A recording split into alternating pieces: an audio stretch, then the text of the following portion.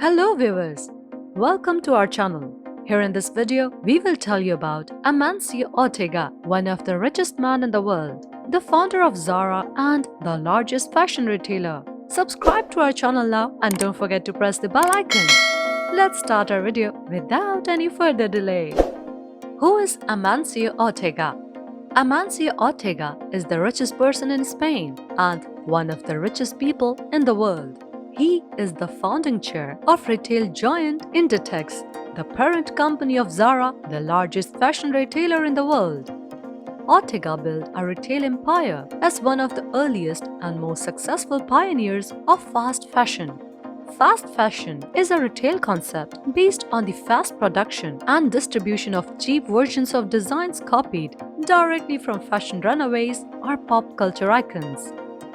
Private and down-to-earth, Ortega was reclusive and secluded. Some in the press called the Inditex chief a publicist's nightmare because he never gave interviews and the company released little personal information about him. Only one Ortega photo existed for decades. In 1999, the company's first annual report included a new photo. Ortega rarely attended events. When Prince Felipe visited Inditex, Ortega's representative greeted him. His wedding was the last time he wore a tie, reportedly. During Inditex IPO, he hated working with investment bankers. We could see it was a torture for him. April 28, 2001. Ortega did not celebrate when he became Spain's richest man with the sale of Inditex stock in 2001. Instead, he went to work, watched the news for 15 minutes, and ate lunch in the company cafeteria. Early career. Ortega is the son of a railroad worker and a housekeeper who did not go to college. As a teenager, he started his amazing career in La Coruña, Spain, which has long been the center of Iberian textile industry. When he was 13, he worked as a delivery boy for a shirt maker who made clothes for the rich. He later worked as an assistant to a draper and a tailor. Ortega learned early on how important it was to deliver products directly to customers without using outside distributors. He saw firsthand how costs added up as clothes went from designers to factories to stores. He would later use a similar strategy with a great success at Zara, where he tried to control all the steps in making clothes to cut costs, speed up process, and give himself more freedom. Ortega became the manager of a local clothing store in the early 1960s. He saw that only a few wealthy people could buy expensive clothes there, so he started making similar things at lower prices by buying cheaper fabric in Barcelona and cutting out pieces by hand using cardboard patterns. Ortega then sold his work to shops in the area.